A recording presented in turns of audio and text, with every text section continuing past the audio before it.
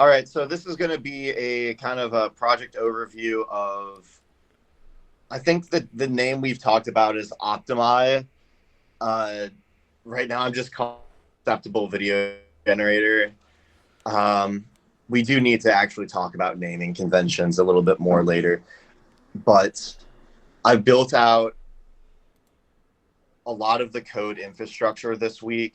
This week, I made about 90% of kind of the bones of everything. Next week, I'm going to kind of refactor it and then make sure that our synthesis working in a way that doesn't sound like Microsoft Sam. Do you remember Microsoft Sam? It's like it was like on like Windows XP.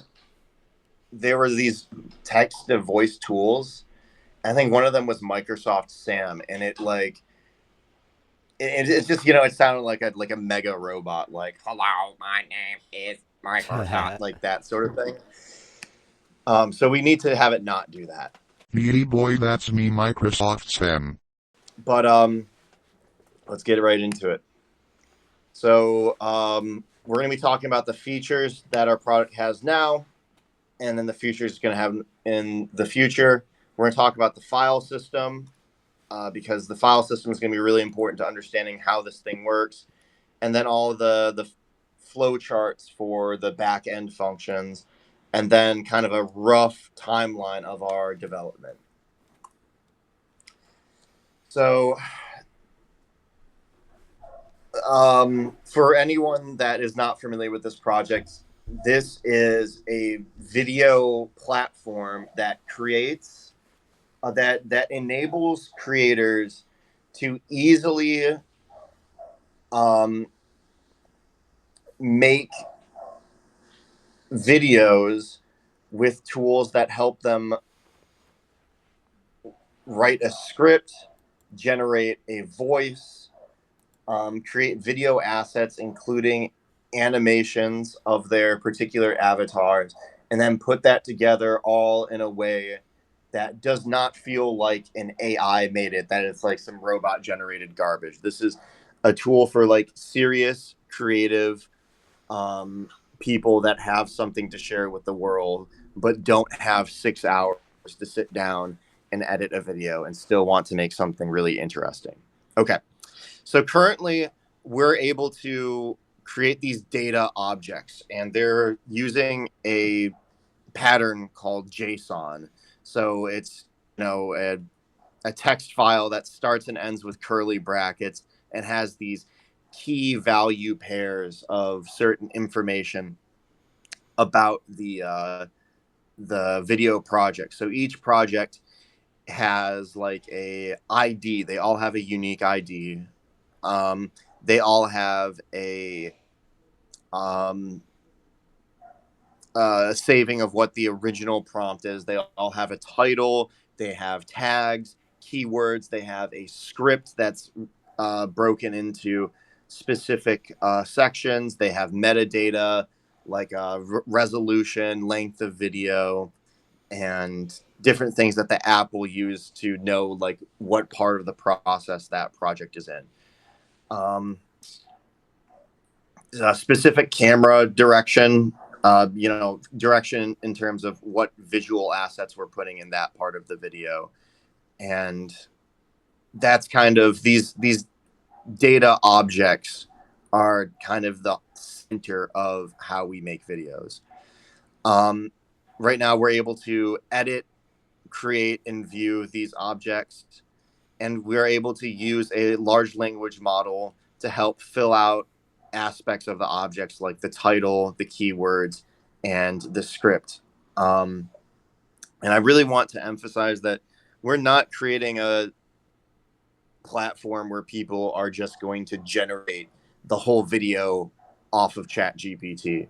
We are creating a platform where if you already have a video script written out and maybe you're not a professional script writer, you can get help in formatting that with a large language model, or you can use a large language model to help summarize an article on the internet before you go in and really edit it and put your own take on it. And then lastly, another feature we have is formatting that script for processing. All right, we're able to generate voice clips from each section of a clip and save them within a file structure with version control.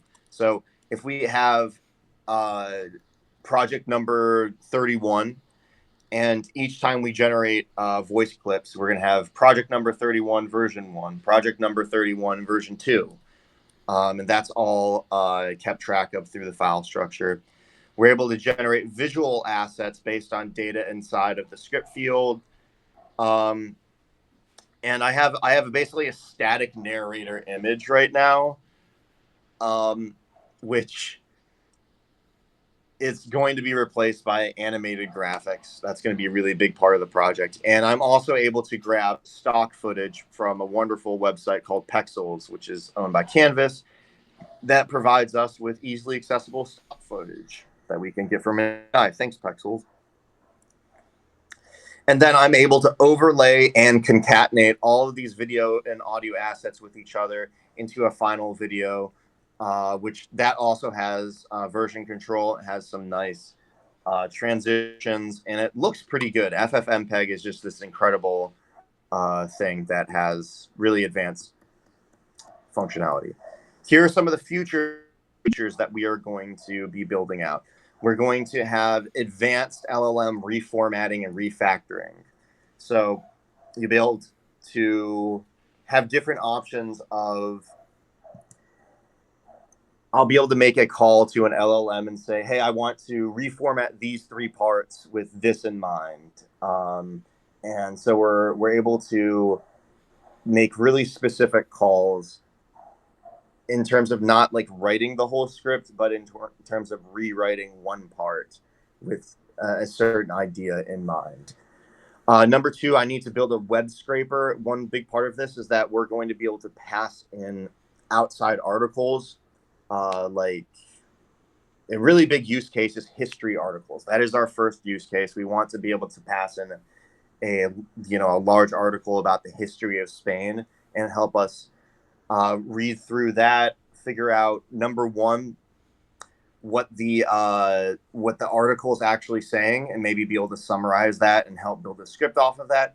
And then number 2, to look at the video and image assets inside of that link and grab that for our video. We're going to be able to procedurally generate narrator images personalized to users. So each user is going to have a customizable avatar, which is going to be animated, and it's going to talk, it's going to move, and it is going to be the avatar for our users during these videos. We're going to have realistic and dynamic voice generation with personalized options. I'm not afraid of voice cloning. I'm also not like terrified of video cloning if that's a high end option that we wanted to integrate later on. And then I want to have a lot of options for the visual assets. I think the visual assets are a really, really big part of this. We're going to have all of this implemented onto a remote server, and we're going to use a container, most likely Nix. That's going to, 1, it's going to help with the development process, and 2, it's going to handle everything that is going on with our app while it's on the server, like all the HTTP calls. And then, of course, it's going to have an API that we as developers are going to communicate with. And then the public is going to primarily communicate with it through a forward-facing public web app that's going to have the ability for users to create accounts. We're going to have as administrative and moderation controls. So as an administrator, I'm going to be able to go in and view any user's accounts, uh, correct any problems that happens, detect any abuse and prevent any abuse. I don't really want to go down the world of censoring people. Like, I personally think that someone should have absolutely any, like, if they want to make political videos, awesome. Make me a communist video and then make me a libertarian video. Cool. But I absolutely don't want any sexual content. Hard stop. I sex content is weird, and I don't want any of it, and I don't want any calls to violence. Um, and then anything that is illegal, um, within, just to start, the United States. So talking about uh, how to freebase cocaine is probably going to get you pulled off our platform. And then payment and donation processing. We need to have an easy to use user interface and a save bank for user generated videos. And then we need to have a community. We need to have Discord channel, Reddit, those sort of things that bring people together. Because I think the community is really at the center of what we want to have. We're enabling people to create. We're enabling people to express themselves. And a big part of self-expression is connection with other people. Mike, do you have anything to say about those big ideas? No, I mean these are all things that we've talked about. I love everything. I mean that's what it takes to have, the best tool, something that's genuinely usable and gets people excited to watch. I mean, all these other tools out here, they're just not that exciting. Yeah, you said it, man. And a lot of the other tools are incredibly detailed and incredibly functional, but I watch tutorials on how to use them. I watch the videos that they create, and it's kind of like these like soulless AI videos. It's like these like super like AI generated. I made this in 30 seconds and uploaded 30 of them to my TikTok channel for my AI generated TikTok channel for the only purpose of making money. And that's not what I'm going for. Our use case is people who have something to say, who want to express themselves as creators, but they don't have 8 hours to go make a video, Yeah, I mean our because goal making is videos is to hard. make something fun that's exciting that people will actually use. There's no doubt that the other tools out there, I would probably give them like a C rating. But we want to be A plus. We have to do. I mean, there's a long road ahead, a lot of boxes to check. But if you want to have the best product, that's what you need.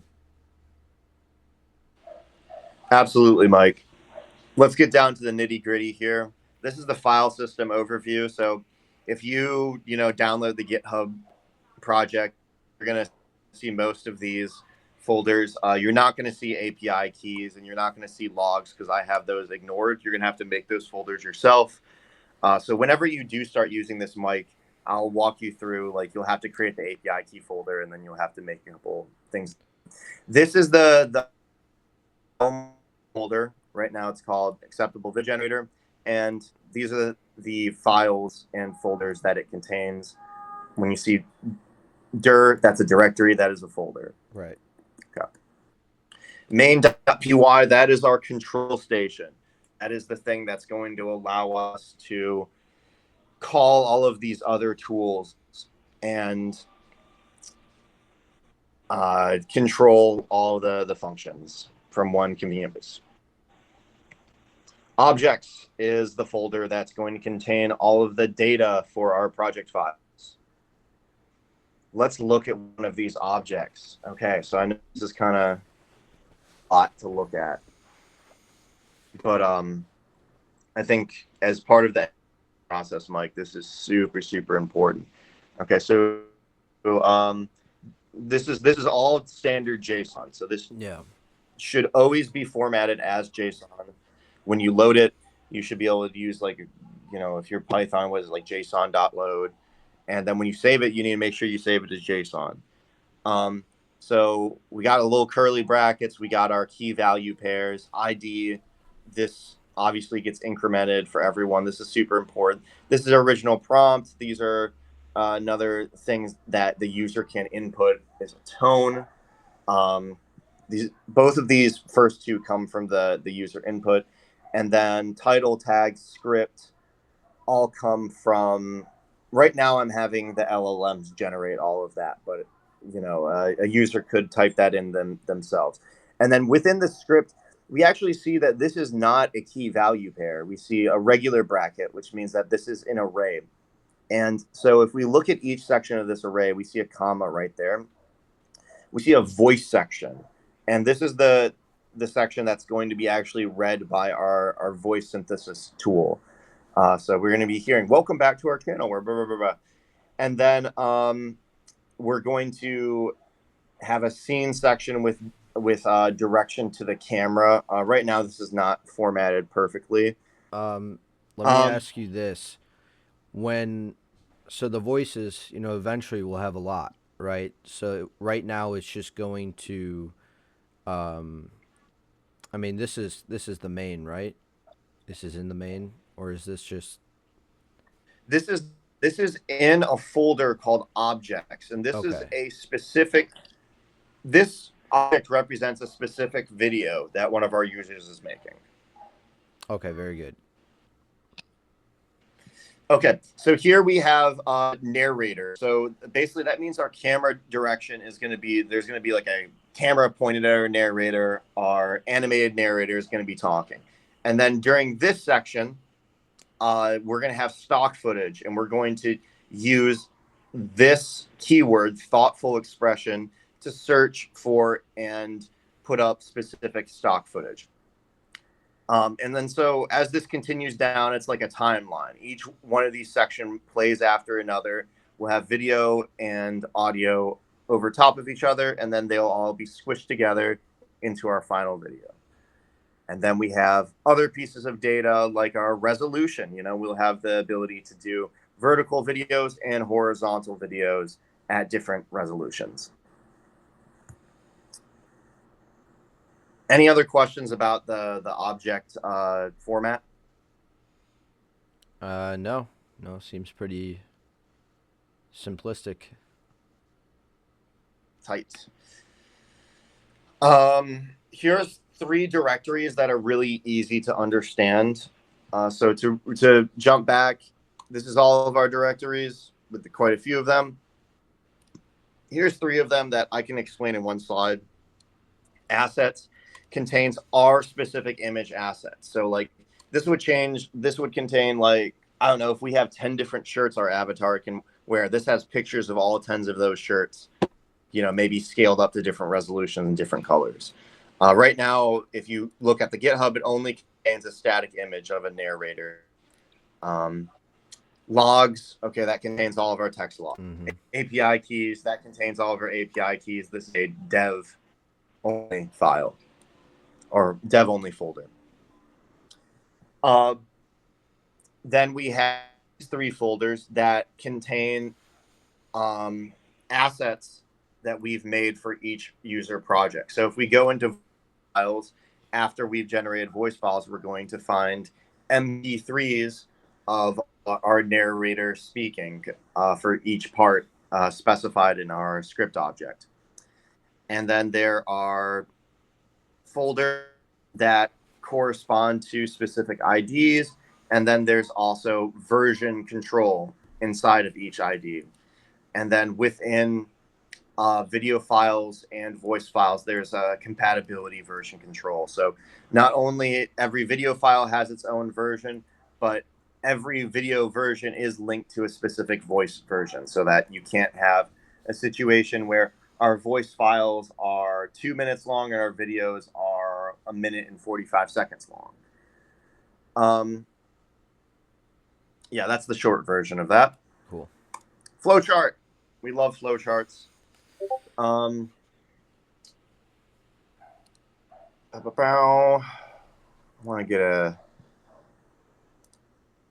I want to get a marker. Do I get a marker? Annotations here. All right, can I annotate? Can I annotate? Maybe I can annotate. Okay. Well, I want you to imagine the annotations. I want you to imagine. I have these arrows here. I want you to imagine an arrow coming out of main.py and pointing towards all of these other ones. So when you open up main.py, you're actually going to get a list of all of these other functions and which one you want to choose. And I'm going to have a demo for us next week. And so you'll be able to print one of the objects, look at it, you'll be able to take a user prompt and create a new object. You're going to be able to select a call to a large language model and uh, have the large language model help you fill out part of the project.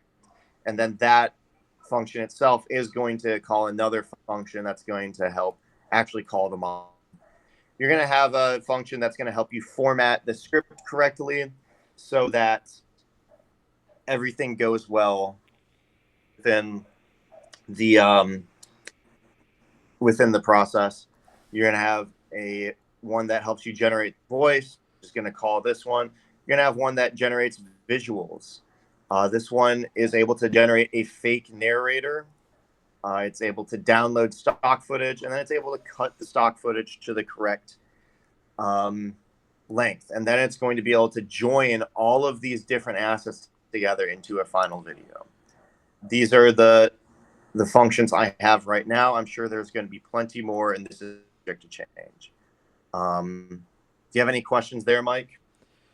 Yeah, so when I was playing around with the open source tool, right, I noticed that you can capture the metadata, so you could speak into your microphone, and it'll print it out onto your terminal or whatever, right? So if you say "Hello World," into your mic, it'll start typing that out, and then you can extract the metadata into timing, right? So with this script, I imagine what's happening is, once you get the voice, it's going to chop everything up. It's going to categorize those values, that we saw in the JSON file, and then it's going to properly, take out the timing, right? It's going to cut the timing of the video to match with the voice. Is that correct? Um, yeah. And there's two different ways that the timing is important for the video. Number one is for each section of the script. Well, let's see if we can look at these script objects again. Yeah. For each section of the script, there is a voice file that is generated. So, like, the first thing our process is going to do is going to generate this voice file that says, "Welcome back to our channel, blah, blah, blah, blah, insightful journey through time." That's its own voice file. And then I'm using a library called Mutagen within Python, and it makes a call to that MP3 file and gets the length of that MP3 file. And then later on, when I get my stock video, I use this cut stock, or I generate a video that is exactly, let's say it's 20 seconds long. That's exactly 20 seconds long. And so that I know that all of my audio files and then all of my video files are going to line up in terms of seconds. And then the second way that timing is going to be super important is when we have a narrator, we need their lips and their mouth to move with the speaking. And I actually think this is going to be a little bit challenging because we need to like have this down to like milliseconds, right? When you're Mm-hmm. like making a vowel sound, the mouth needs to kind of have like an O shape, right? Or whatever sound is. Um, so there's a world where we're able to save all that metadata straight from creation. But actually, I was watching kind of how other creators deal with this. And a lot of people generate the voice and then they use a tool like Whisper AI to go through and analyze that voice, get the text, and get all of the timing metadata afterwards, which may seem like a waste. It does seem redundant to like create something and then go back and analyze what you created, but that is kind of how other people are dealing with that problem. Um, does that answer your question? Yeah. Yeah, no, that's great. I just wanted to clarify that for our listeners. Right on. Any other questions about this section? At the moment, no. Rock and roll. All right, development timeline. Um, these are the things that I see as big obstacles. I have a pretty good grasp of like how the development is going to go. I have a really good feeling about the challenges that I'm able to solve. I'll tell you, creating this graphics animation stuff, that's going to be something that takes me a minute to make it good and to make the animation like look normal. That's something I haven't done before, but I will do, and it's going to be an obstacle. We've talked about this before: servers and implementation, especially when we're scaling, when we have thousands of people making a call to this. I guess I have scaling there later, but making sure it's working on a server, the server doesn't have any downtime. That's going to be a challenge. Getting the user interface. I've talked almost exclusively about the back end here. What about the front end? Now, luckily, I did study front end web development, and a lot of the front end stuff is actually really well understood, and there's some wonderful libraries and assets out there like React and all those frameworks that allow us to not have to build every single thing from scratch. And then also the community. I really think it's important to get a lot of people interested in this project and get support as we move forward. So, in terms of a timeline, this is kind of where I want to be in 6 months. We're going to have a working version that with great looking animations where we're going to be able to, me on my computer, you on your computer, Mike, our other technicians on their computers, be able to generate our own videos and work towards uploading them on YouTube. And then also, we're going to be consistently uploading videos, one made with our tool, and then two about the development process. And then three, I want to have at least 100 people really engaged in our community. Then around 12 months is where we're going to have our like a real like chugging deployed version on a server. I don't know if this is going to be like a full like gate open version, or if this is going to be like a beta version that a limited number of people have access to within 12 months. I think maybe 2 years is like the longest it would take to like have this completely up and running for everyone. But I think 12 months is good to have a version that is on a server. It is serving people a shitload of videos every day. Um, we got to have some money going on, man. And then a strong online presence.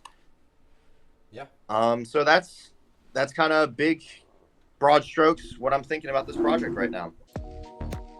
All right, so that's all, folks. This was meeting one. Thank you for tuning in, and watch out for weekly videos. Go ahead and put some information in the description. If you guys want to join us, you can go ahead and check out our Discord as well. Have that linked in there and be part of the community and the dev cycle. Thank you.